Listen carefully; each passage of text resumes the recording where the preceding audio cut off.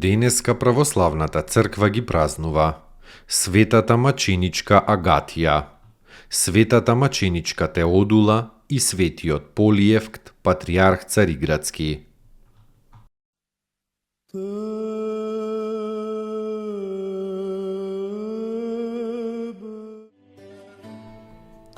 Светата маченичка Агатија. Оваа славна девица и маченица Христова се родила во сицилијанскиот град Палермо од благородни и имашни родители. Кога царот Деки почнал гонење на христијаните и светата Агатија била фатена и изведена на суд пред судијата Квинтинијан. Судијата ја видел Агатија многу убава во лицето и посакал да ја има за жена.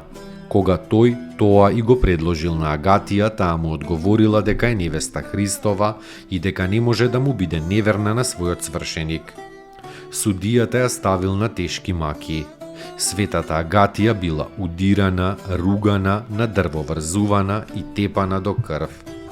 Потоа судијата повторно и посоветувал да се одрече од Христа за да ги избегне понатамошните маки, на кое што невестата Христова одговорила: овие маки за мене се многу корисни, како што пченицата не може да дојде во амбарот пред да се исчисти од плевата.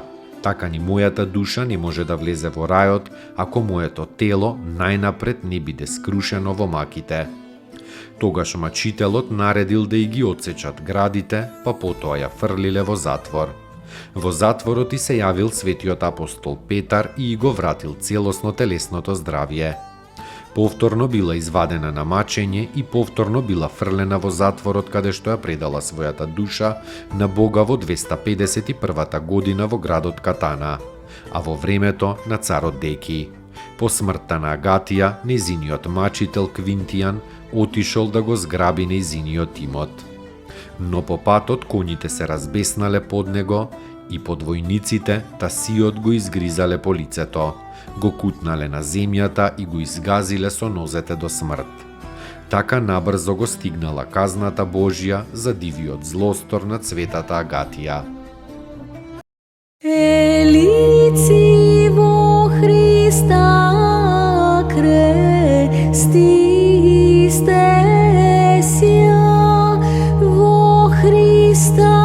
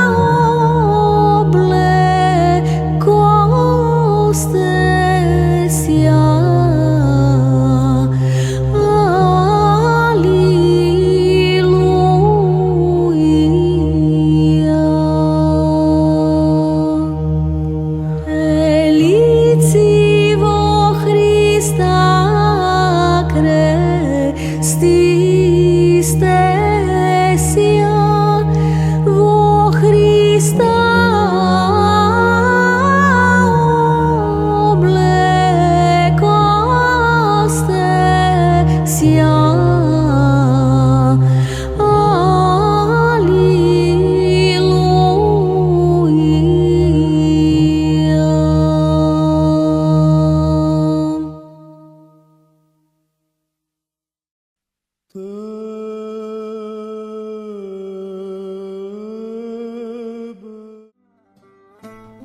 Светата маченичка Теодула пострадала за Христа во времето на Диоклецијан, нечестивиот римски цар. При мачењето Теодула го вразумила едниот од мачителите, Елади, и го привела кон верата Христова. Кога Елади јавно ја исповедал својата вера во Христа, бил со меч исечен. Светата Теодула се држела мошне храбро на судот поради што судијата ја нарекол безумна. На тоа Теодула му рекла: безумни сте вие кои го заборавивте единиот вистински Бог, па им се поклонивте на мртвите камења. Судијата ја ставил на остри маки. Светата Теодула јуначки ги издржала и со своето јунаштво на маките многумина ги пленила и кон Христа ги обратила. Меѓу нив били и двајца угледни граѓани Макари и Евагри. Со овие двајца и со мнозина други светата Теодула била фрлена во вжарена печка каде што чесно сите завршиле и на Христовото царство се удостоиле.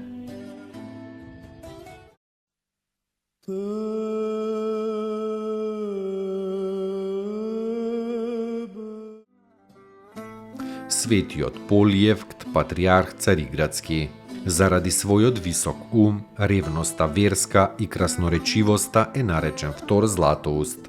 Во времето на патриархот Полиевкт и царот Константин Порфирогенит во Цариград дошла руската кнегиња Олга и тука се крстила, а царот и бил кум. Светиот Полиевкт пророчки и рекол: благословена си ти меѓу руските жени, зашто си ја возлюбила светлината и си ја отфрлила темнината. Ке те благословуваат руските синови до последното колено. Од простите монаси Полиевкт бил земен за патриарх во 946-та и останал на патриаршискиот престол се до својата смрт во 970-та година.